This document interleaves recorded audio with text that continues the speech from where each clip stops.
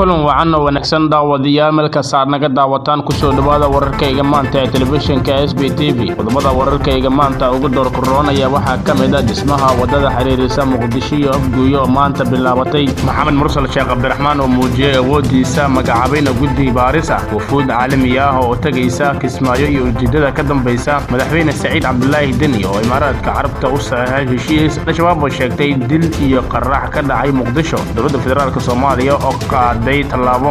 niyad-jab ku siiridaysa shacabka magaalada Muqdisho qodobada ay qodobo kale oo faahfaahsan ayaad ku maqli doontaan wararkayga maanta waa maalinimo Sabti ah taariikhdan ay ku beegan tahay 22 July 2019 kun soo dhawaada qaybaha kale ee warkayna aynu ku bilownay dhismaha wadada isku xirta Muqdisho iyo Afguuyo ayaa maanta bilaabatay iyada oo wadadaas iyo wadooyinka ku xiran ay dowladda ku jartay dhagxaan waaweyn wadadan waxaa dhismaheeda ay qayb ka tahay mashruuci dowladda Qatar ku dhisaysay wadooyinka magaalada Muqdisho ku xira magaalooyinka Afguuyo iyo Jowhar oo ka kala tirsan Hirshabeelle iyo Koonfur Galbeed Soomaaliya dowladda Qatar sanadkii 2017 ballan qaaday in ay dhisayso wadooyinka waxaana dadka Muqdisho ay in badan hadal hayeen sababta aanay weli u bilaaban dhismaha wadooyinkaasi dadka degan xaafadahaas ayaa saaka ku waabrisay dhagxaan lagu jaray jidka isku xira Muqdisho iyo Afguuyo oo la xiray inta u dhaxaysa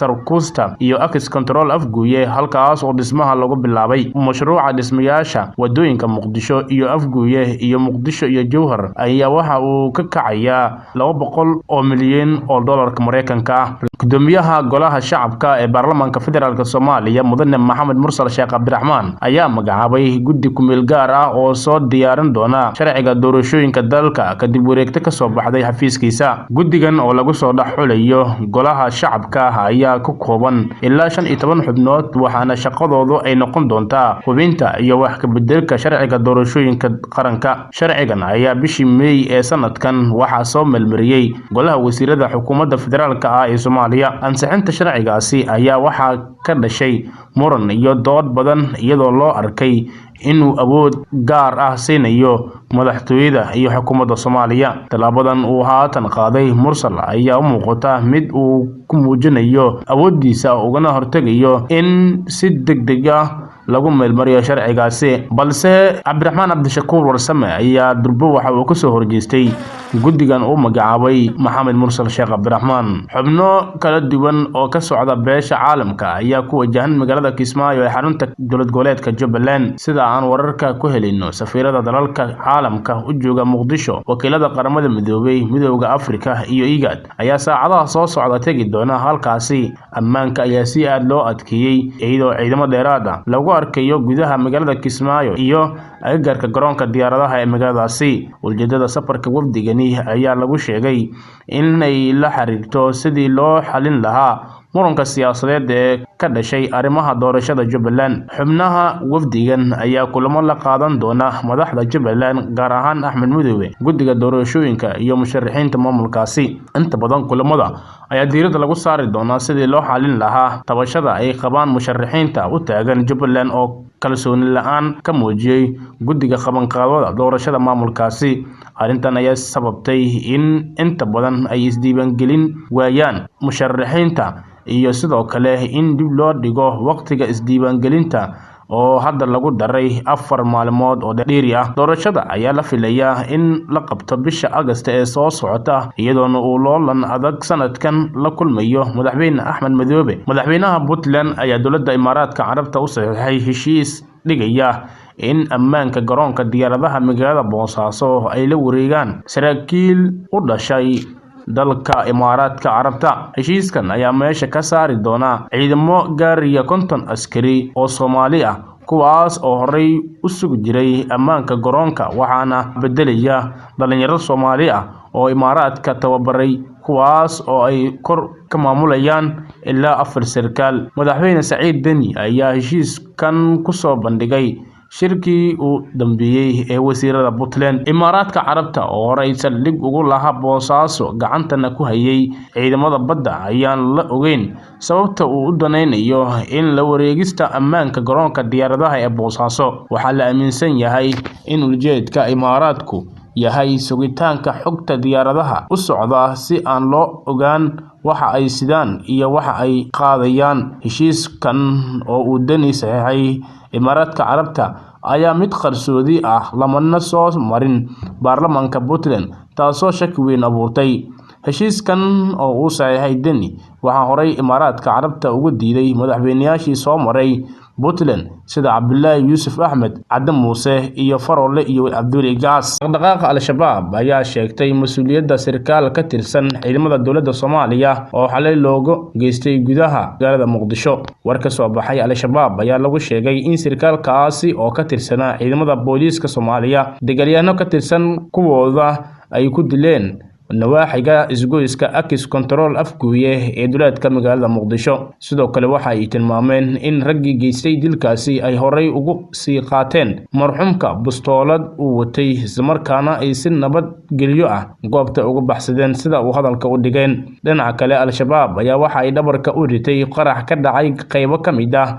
wadada warshadaha sida ay ku baahiyeen boggooda internetka. Al-Shabaab ayaa sheegtay in qaraxaasi oo miino ahaa ay la beegsadeen gaari tiknika ah oo uu marayay agagaarka xarunta wasaaradda gaashaandhigga ee magaalada Muqdisho. Mashaacin kooxda Al-Shabaab khasaaraha rasmiga ah ee ka dhashay qaraxaasi. Dhanka kale, ma jiro wax hadal ah oo ka soo baxay laamaha ammaanka Soomaaliya oo ku aadan dhacdooyinkaasi. Ciidamada ammaanka ee dowladda Soomaaliya ayaa qaaday tallaabooyin kale oo lagu xirayo wadooyinka Muqdisho, taas oo niyad jab ku sii ridaysa shacabka ku dhaqan caasimadda oo sugayay in laga qaado culayska iyo xeeriyada saaran. Hay'adaha ammaanka Soomaaliya ayaa xalay xiriiray wadada dheer ee isku xirta magaalooyinka Muqdisho iyo Afguye. Sida ay u sheegeen warbaahinta ilo deegaanka ah, waxa ay dhagaxaan waaweyn laga jaray agagaarka xarunta ciidanka asluubta oo ku taala duleedka Muqdisho, halkaas oo ay ku kala wareegi doonaan gaadiidka ka yimaada dhinaca gobolka Shabeellaha Hoose. Sidoo kale, laamaha amniga ayaa jaray dhammaan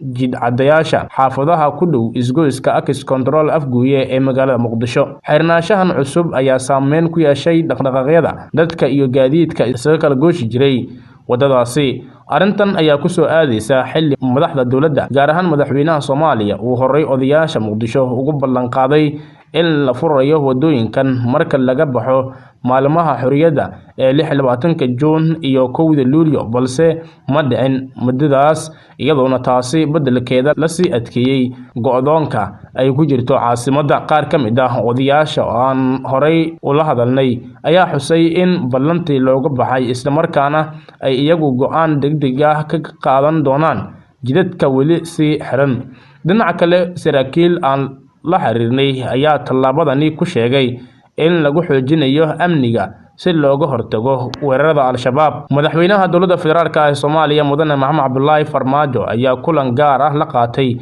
ergeyga qaramada midoobay ee arrimaha Soomaaliya James Wan iyo danjiraha UK u fadhiya magaalada Muqdisho Ben Vanda. Kulanka oo saacado badan qaatay ayaa waxaa laga hadlayay arrimo dhowr ah oo la xiriira xaaladda guud ee Soomaaliya. Madaxweyne Farmaajo ayaa James Wan iyo Ben Vanda hordhigay dalab xasaasi ah oo ku aadan qaramada midoobay iyo dowladda Ingiriiska ay Soomaaliya ka gacan siiyaan hanaanka deyn cafinta doorashada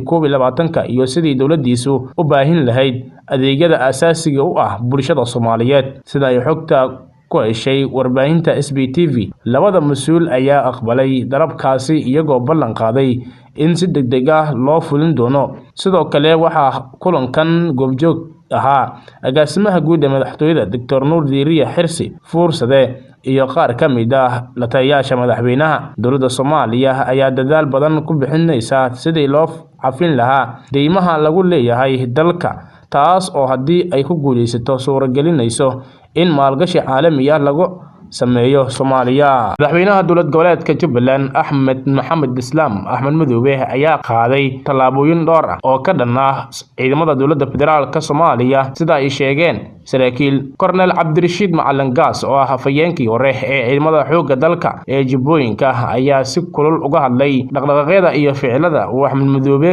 ku wado deegaanada Jubbaland xilli loo sii dhowaanayo waqti loo asteeyay doorashada xilka madaxtinimada Jubbaland. Korneelka oo wareysi siiyay idaacadda Simba ayaa sheegay in horey magaalada Kismaayo looga soo celiyay saraakiil ay dirtay wasaaradda gaashaandhigga Soomaaliya loona diiday inay gudaha u galaan magaalada Kismaayo. Korneelka ayaa tilmaamay in abrus lagu hayo ciidamadaas ku eedeeyay xubno uu sheegay inay qaraabo la yihiin Axmed Madoobe. Dhanka kale, Korneel Cabdirashiid Macalin Gaas ayaa madaxda dowlad goboleedka Jubbaland ku eedeeyay nacayb ka dhan ah calanka Soomaaliya, isagoo sheegay in calanka Soomaaliya dartiis loo dilay dad muwaadiniin ah, isla markaana calanka Soomaaliya lagu gubay magaalada Kismaayo 3 jeer. Korneelka ayaa taa beddelkeed xusay in calanka Kenya uu si nabadgelyo ah kaga badbado magaalada, waxa uuna taasi ku micneeyay in deegaanada Jubbaland looga aramiyo magaalada Nairobi ee dalka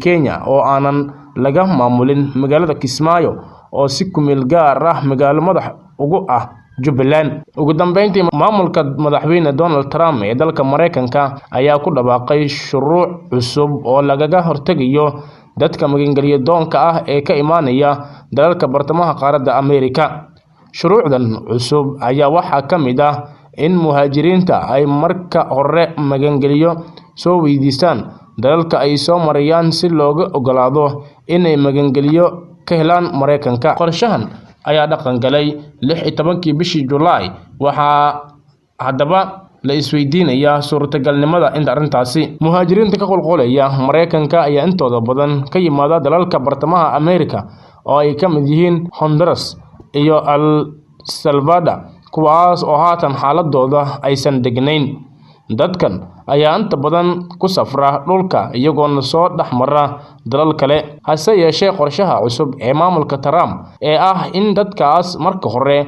ay magangelyo soo weydiistaan dalalka ay soo marayaan ayaa caqabad ku noqotay muhaajiriin badan, maadaama dalalkaas ay iyaguna la tacaalayaan isla qulqulka muhaajiriinta. Dalalka ugu badan ee qorshahan saameyn doona ayaa ah Mexico iyo Guatemala oo ah halka ay soo dhexmaraan muhaajiriinta. Hay'adda xuquuqda aadanaha ee Amnesty International ayaa waxa ay sheegtay in hanaanka qaabilaadda dadka magangelyo doonka ah ee dalka Mexico uu yahay mid aan dhaqaale u ahayn arrintan oo la circiraya muhaajiriin badan, waxaana sidoo kale jira dad weli ku xaniban xuduudda Mareykanka. Mareykanka ayaa sidoo kale soo rogay qaab dadka muhaajiriinta aysan ku soo dhoofi karin dalka Mareykanka. Daawadayaal, intaas ayaan ku soo afmeerina war waxay dalkii daafaca caalamka naga soo gaaray oo aad kala socoteen telefishinka SBTV. Intaan warka xiga aan ku kulmi doono waxaa idinkaga tegaynaa sidaa iyo nabadgelyo.